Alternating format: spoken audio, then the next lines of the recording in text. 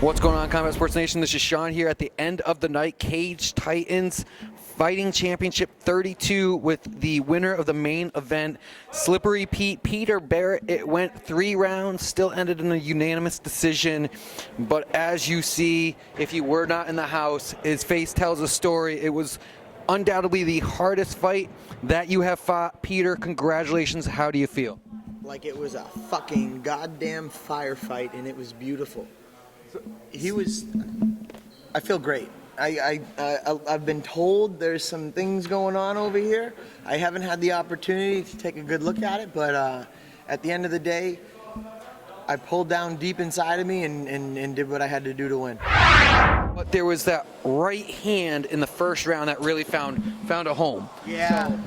So, tell me a little bit about that, if you could. Yeah, there was nothing that surprised me. I came out flat. I came out very flat. I felt flat in the first round. I felt flat in the back. I didn't think he was gonna be that tall. Like, I knew he was taller, but I didn't think, I don't know, his length shocked me a little bit. He seemed a little bit taller than I thought he was gonna be.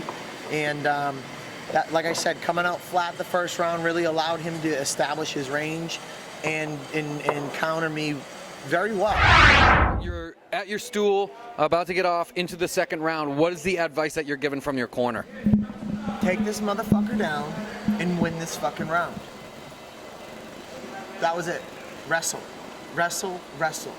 And I gave his jab and his reach and his length way too much respect in the first round.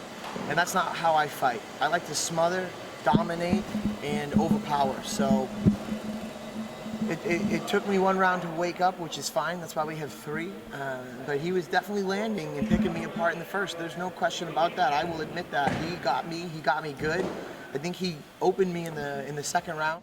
You didn't get knocked down on your butt, but you did almost sit all the way down from a shot. Was that just a wake-up hello shot, or were you rocked by that? And I think it was late in the first or in the second. No, I think that was in the first, and that really woke me up. I needed that. As much as that sucks and doesn't make sense to say, I needed that to say, you know, this kid's here to fight. He's not gonna fold. He's not gonna give me this. He's 5-5, and his record is against tough fucking competition. He's not some 5-5, 50-50. He's been doing it for a year and a half.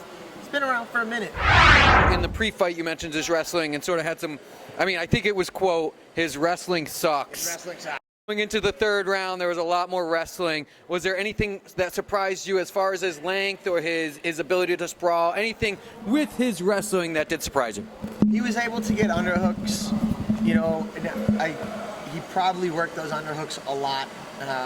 There was no secret. I took Jeremy Davis down 3 or 4 times, maybe 5, in the last fight, and I couldn't get that tight body lock the way I wanted. He was able to get his hands underneath me.